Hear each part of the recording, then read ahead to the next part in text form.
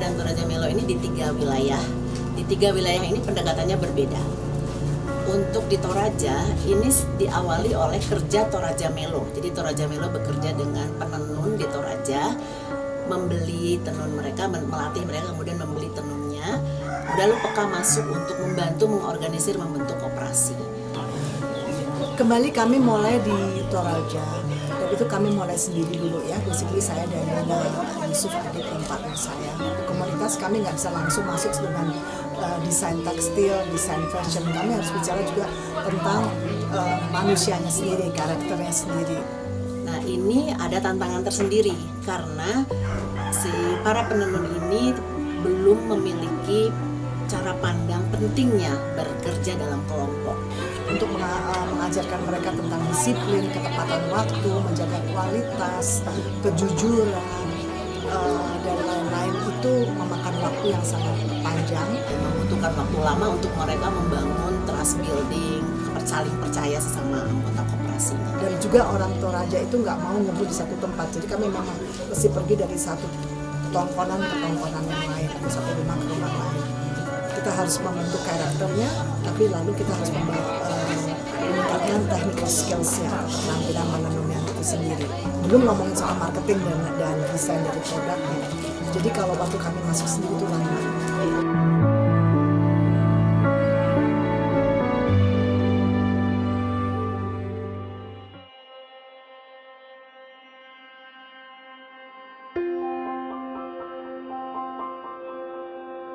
Kalau di Lembata dan Adonara di NTT itu kami mulai duluan. Jadi Peka mulai dulu mengorganisir perempuan kepala keluarga di sana yang sebagian besar adalah penenun, sehingga mereka sudah terlatih, sudah mempunyai cara pandang yang berbeda, sudah ada visi untuk pemberdayaan yang lebih komprehensif, tidak hanya ekonomi, bahwa ekonomi adalah bagian dari proses pengorganisasian yang lebih luas.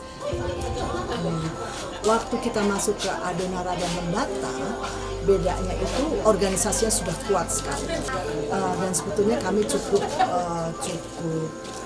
terbantu karena mereka seperti udah kayak tentara ya, sekali diperintahkan pakai benang ini seperti itu, lalu pakai coba bikin motif seperti ini dengan benangnya Toraja Melo.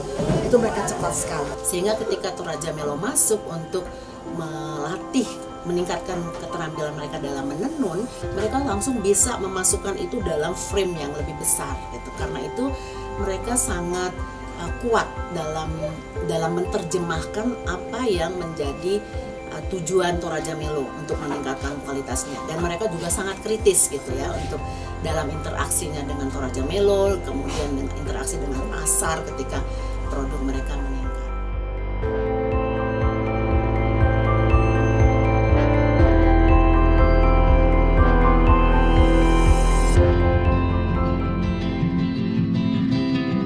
Yang paling menyenangkan memang sekarang ini adalah waktu kami masih ke Mamasa.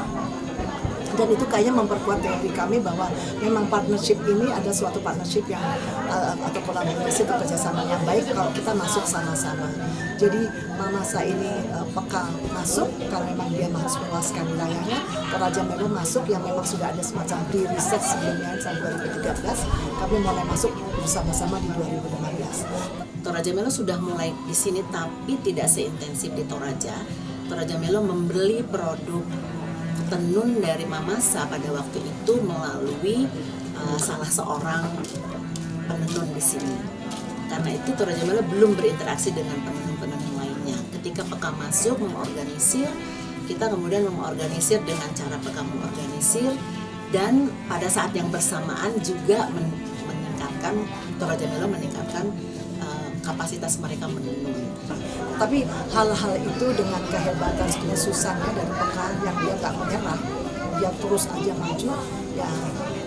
Dalam waktu kurang dari 3 tahun dia sekarang sudah punya sekitar 325 anggota, hampir semua adalah penenun dan cepat sekali. Jadi pengorganisasian masuk, karakter building masuk, lalu kita masuk textile design, lalu masuk produk design. Jadi menurut saya ini menjadi suatu bukti bahwa ya pendekatan ini it's working. Nah hal ini juga berbeda lagi hasilnya. Di sini penenun-penenunnya lebih cepat terorganisir. Jadi dulu tidak terlalu banyak perempuan menenun di sini, tapi kemudian melalui proses pengorganisasian ini sekarang sebagian besar anggota PK di sini adalah penenun yang menghidupkan kembali tradisi menenun di Mamasa. Dalam kerjasama ini pastinya ada beberapa layer ya, ada beberapa lapisan lah. Untuk kesepakatan besarnya pastinya dilakukan oleh saya sebagai Direktur PK dan Mbak Dini sebagai pimpinan Toraja Melo. Untuk di lapangnya kita ada tim. Kalau di PK itu ada namanya fasilitator lapangan dan juga kader-kader PK. Jadi pemimpin-pemimpin serikat PK dan ketua-ketua koperasi PK yang memang langsung berhubungan dengan komunitas PK yang melakukan menenun. Sementara di Toraja Melo mereka juga punya tim yang nanti turun ke lapang untuk memberikan pelatihan, mengecek kualitas produksi dari ibu PK. Jadi ada memang tim khusus untuk itu. PK konsentrasi di mana mereka kuat ya, PK bahwa mereka sangat kuat di community organizing, bahkan beyond community development ya. Mereka akan mengorganisasi komunitas supaya menjadi masyarakat yang independen dan punya pengetahuan. Sementara Toraja Melo itu fokus pada desain peningkatan kualitas dari hasil karya ibu-ibu penenun yang diorganisir oleh PK. Jadi kita punya peran dan tanggung jawab yang berbeda yang itu saling mendukung. Jadi misalnya dari komunitas PK yang terorganisir, mereka membentuk koperasi. Di koperasi inilah kemudian proses transaksi ekonomi untuk produksi mereka dilakukan. Yang kemudian Toraja Melo melatih ibu-ibu penenun ini untuk menenun misalnya dengan benang katun dan juga membuatkan tren warna. Toraja Melo masuk di bagian dari desain dan marketing pada dasarnya. Dan desain itu sebenarnya kami dari ujung ke ujung, seperti contohnya textile design atau mendesain ulang desain yang tradisional, tapi juga menggali kembali desain tradisional yang sudah mulai hilang atau hilang sama sekali. Itu kami juga sampai mencarikan benang.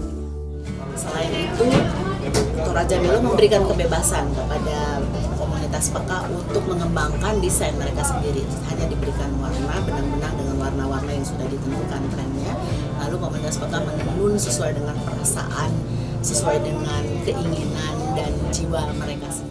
Jadi kami benar-benar konsentrasi di textile design, di product design, di fashion design, lalu menuju ke marketing. Dan marketing dan promotion itu juga sebetulnya cukup berat, cukup besar, karena itu mencakup kegiatan-kegiatan seperti ikut pameran, mengadakan pameran, dan menawarkan produk-produk tenun dari mama-mama dan ina-ina itu ke pasar di Jakarta dan di luar negeri.